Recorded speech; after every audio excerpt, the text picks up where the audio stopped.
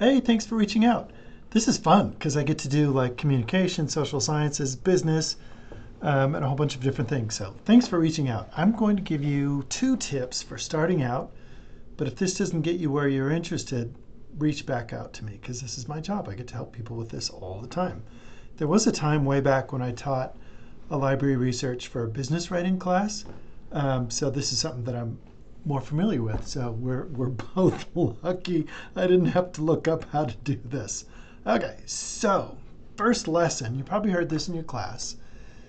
The US Census and also other government agencies around the world, China does this too, and I imagine the European Union, but they all have numbers for particular industries. So if there's a moment where, like for example, they want to help the electric car industry, then if your business definition falls under that number, then they can give that industrial classification a tax break, and they don't have to like do all of the measurements of like, are they really an EV company or et cetera, et cetera.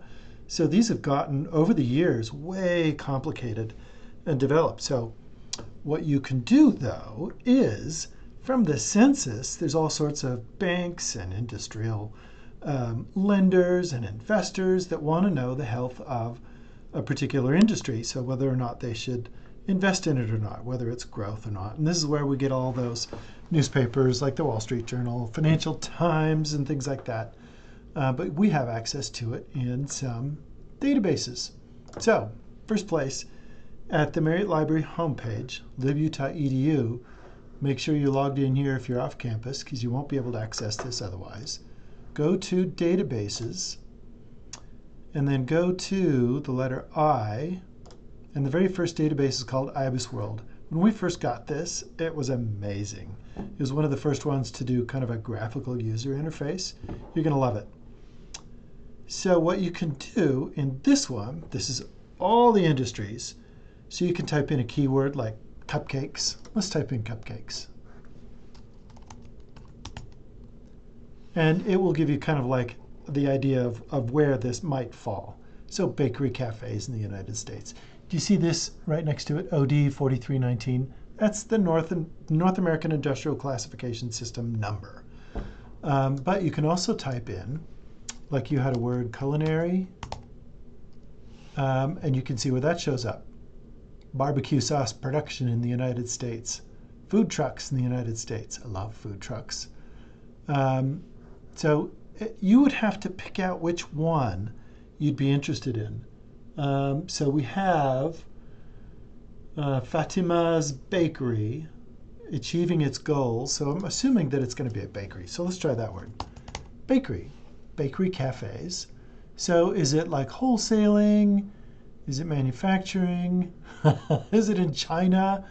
If we're not sure, I found this cool trick on AI where, have you ever heard of Thule Bakery? They're one of my favorites. They have great croissants. A little bit on the greasy side.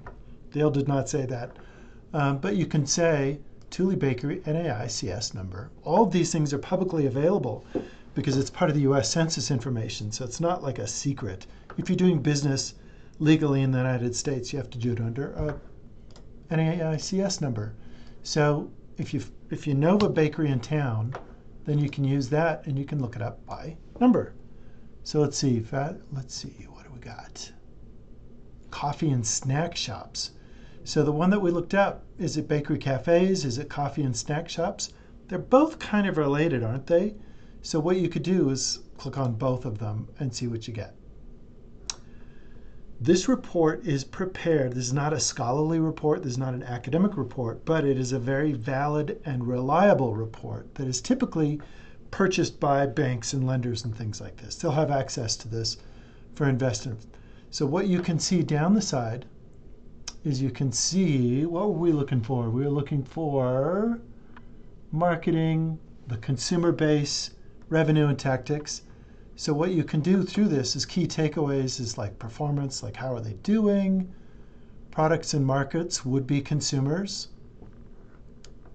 Hey, look at there. We have a consumer right there, coffee enthusiasts.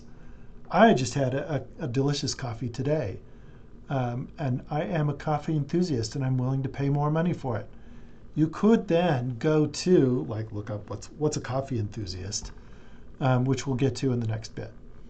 But you can see the level of barriers to entry is low. I mean, you could do this with like a coffee cart. You could sell it out of your car. You don't need to have like radiation controls for your local coffee shop. They can show up anywhere. So there's some of the things that you might be interested in. You can click on any of these things and it'll say, what are barriers to getting into it? Uh-oh.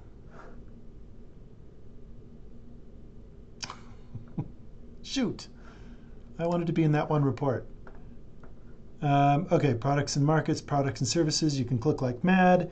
You can see things that are going on. You can see major players, Starbucks, obviously. You can see their SWOT analysis. Have you ever heard of that? Strengths, weaknesses, opportunities, and threats. These are quantified by this report, and you can cite this report too. Again, it's not scholarly, but it's really good. If you need help with that, let me know. You can see what people are buying. Is it going to grow? There's a bean sourcing issue. I know there's like issues with Brazil too, and like tariffs and things like that. Revenue volatility is high because like if people lose their job, then they're less likely to spend $7 on a coffee. You can see the history.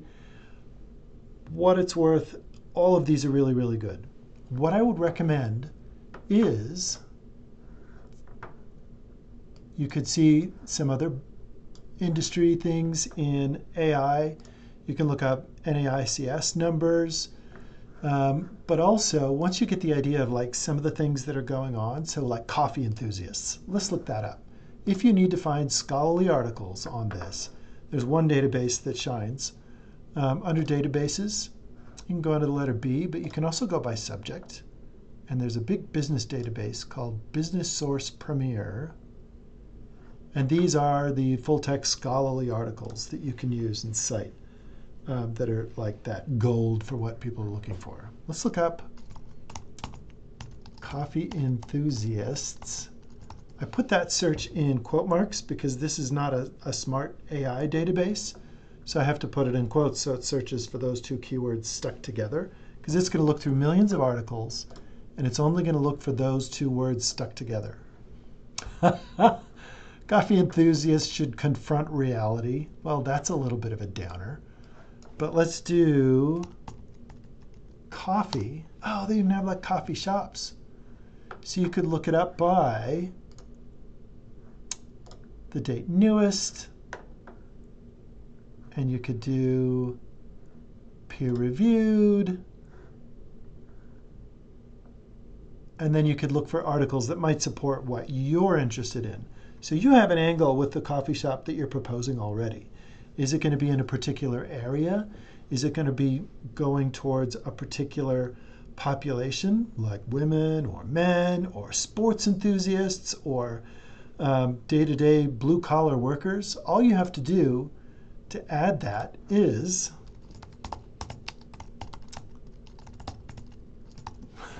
put that as your next keyword in advanced search.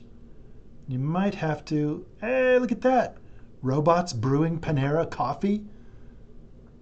Auto factory workers in Japan. Blunt is beautiful. This might be like the Dunkin' Donuts marketing plan. Speaking of which, is there a company that you really like? Dunkin'. Oh, look at that. Dunkin' and marketing.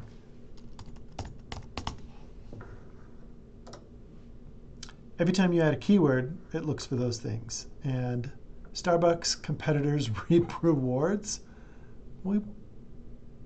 They launch a value meal. There's all sorts of ideas that you can get from here.